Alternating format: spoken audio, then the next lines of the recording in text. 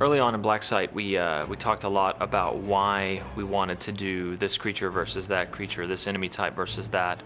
You know, each one should serve a role in the game, or should have some bit of character or some flavor, or should evoke something. But while the game's plot revolves around the reborn insurgency, we also put a lot of thought into the different xenotypes that appear in the game.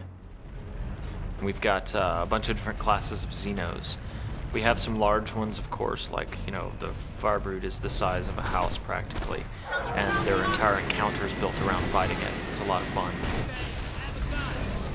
We have 3 different classes of these things that the soldiers sort of commonly call the flatheads.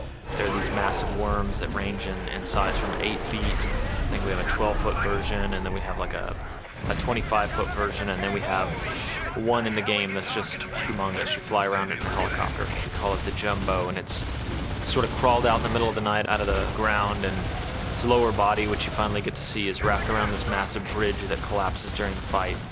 And then we've got this thing called the Drudge, which the soldiers kind of commonly call Octopus Dog. And our initial idea with the Drudge was that it's just going to be crawling all over the place, and we looked at, you know, urban myth in places like Iraq with the camel spiders and things like that, and we started sort of in that direction. But what we ended up with was 2 different classes of the Drudge, and they climb and jump and run through the world. In addition to the Flathead and the Drudge, we've got little creatures that run at you and pop like firecrackers. They try to explode on you. They're like crawling IEDs. Called the Scrabs. We have a monstrous Xeno called the Spore Tower, which basically rides the wind and lands, expands, and starts spawning other types of Xenos.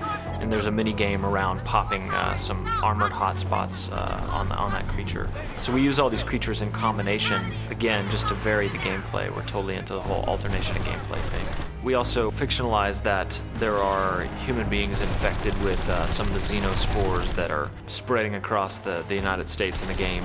And we call the infected people, we call them bug-ridden. And the fiction of the game is largely allegorical to fears about global warming and global pandemics and things like that. And the bug-ridden are kind of like our version of infected, rage-filled humanoids.